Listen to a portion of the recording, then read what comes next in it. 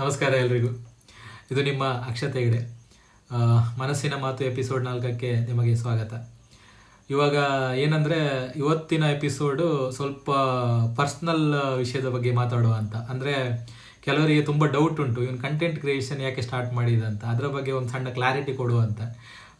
ಅದು ಮನಸ್ಸಿನ ಮಾತಲ್ಲಿ ಹೇಗೆ ಬರ್ತದೆ ಕ್ಲಾರಿಟಿ ಕೊಡೋದು ಅಂದರೆ, ಈಗ ಸ್ವಲ್ಪ ಜನ ಕೇಳ್ಬೋದು, ನೀವು ಹೋಗ್ತಾ ಹೋಗ್ತಾ ವಿಡಿಯೋದಲ್ಲಿ ಗೊತ್ತಾಗ್ತದೆ ಮನಸ್ಸಿನ ಮಾತು ಹೇಗೆ ರಿಲೇಟ್ ಆಗ್ತದೆ ಅಂತ. ಸೊ ಎಂತ ಅಂದರೆ, ಕಂಟೆಂಟ್ ಕ್ರಿಯೇಷನ್ ಯಾಕೆ ಸ್ಟಾರ್ಟ್ ಮಾಡಿದೆ ಅಂದರೆ, ಅದು ನಂದು ಪ್ಯಾಷನ್. ನಾನು actually content creation first time start ಮಾಡಿದ್ದಲ್ಲ.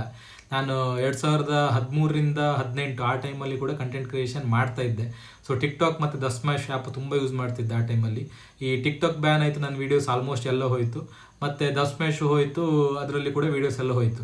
ಸೊ ಈಗ ತುಂಬ ಜನ ಹೇಳ್ಬೋದು, ಇವನೀಗ ಸುಳ್ಳು ಹೇಳ್ತಿದ್ದಾನೆ, ಇವನ ಹತ್ರ ಟಿಕ್ಟಾಕ್ ಇಲ್ಲ, ದ ಸ್ಮ್ಯಾಶ್ ಇಲ್ಲ, ನಂಬುದು ಹೇಗೆ ಅಂತ.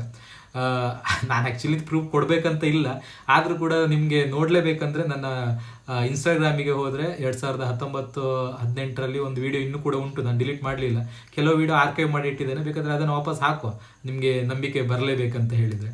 ಸೊ 2019ರಲ್ಲಿ ನನಗೆ ಫ್ಯಾಮಿಲಿ ರೆಸ್ಪಾನ್ಸಿಬಿಲಿಟಿ ಸ್ವಲ್ಪ ಜಾಸ್ತಿ ಇದ್ದರಿಂದ ನಾನು ಅಲ್ಲಿಗೆ ಸ್ವಲ್ಪ ವೀಡಿಯೋ ಮಾಡೋದೆಲ್ಲ ನಿಲ್ಲಿಸಿದೆ. ಸೊ ಈಗ ಒಂದು 7 ವರ್ಷ ಆಯ್ತು ನಾನು ವೀಡಿಯೋ ಮಾಡೋದು ನಿಲ್ಲಿಸಿ. ಈಗ ಮತ್ತೆ ಸ್ಟಾರ್ಟ್ ಮಾಡಿದೆ. ಯಾಕೆ ಅಂದರೆ ನನಗೆ ಈಗ ರೆಸ್ಪಾನ್ಸಿಬಿಲಿಟಿ ಮತ್ತು ಇದು ಜಾಬ್ ಮತ್ತು ಈ ಕಂಟೆಂಟ್ ಕ್ರಿಯೇಷನ್ ಎಲ್ಲ ಒಟ್ಟಿಗೆ ಬ್ಯಾಲೆನ್ಸ್ ಮಾಡ್ಬೋದು ಅಂತ ಒಂದು ಸ್ವಲ್ಪ ಕಾನ್ಫಿಡೆನ್ಸ್ ಇದೆ, ಅದಕ್ಕೋಸ್ಕರ ಮತ್ತೆ ಸ್ಟಾರ್ಟ್ ಮಾಡಿದೆ.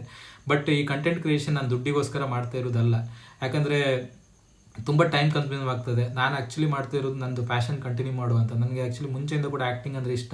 ಅದು ಯಾವಾಗ 2013-14ರಿಂದ ಅಲ್ಲ, ನಾನು ಕಾಲೇಜಲ್ಲಿ ಕೂಡ ನಾಟಕದಲ್ಲಿ ಕೂಡ ಪಾರ್ಟ್ ಮಾಡ್ತಿದ್ದೆ, ಹೈಸ್ಕೂಲಿನಲ್ಲಿ ಕೂಡ ನಾಟಕದಲ್ಲಿ ಪಾರ್ಟ್ ಮಾಡ್ತಿದ್ದೆ. ಸೊ ನನಗೆ ಮುಂಚೆಯಿಂದ ಕೂಡ ಆ್ಯಕ್ಟಿಂಗ್ ಅಂದರೆ ಇಷ್ಟ.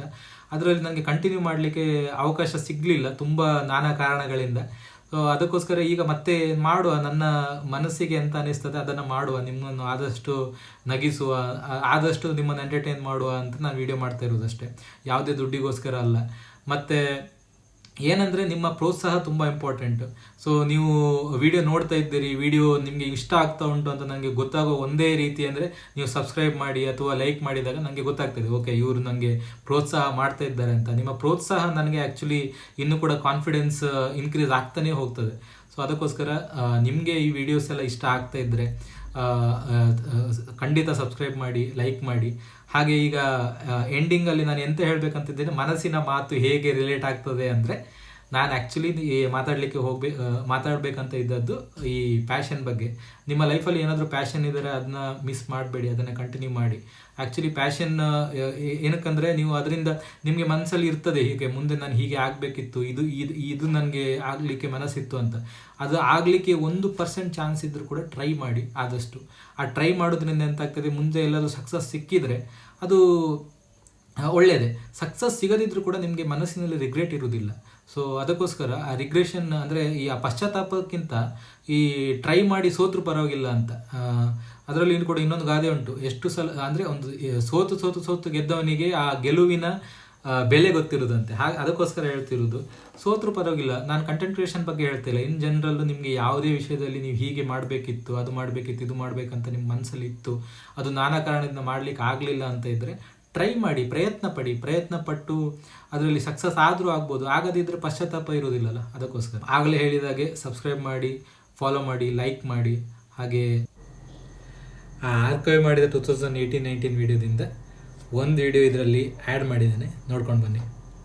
ಕಾಲೇಜ್ಗೆ ಹೋಗಿಲ್ಲ, ಇನ್ನೆಲ್ಲ ಕಾಲೇಜ್ ಡ್ಯಾಡಿ ಟಿ ಸಿ ಕೊಟ್ಬಿಟ್ರಲ್ಲ. ಟಿ ಸಿ ಅಂದ್ರೆ ಗೊತ್ತಿಲ್ವಾ?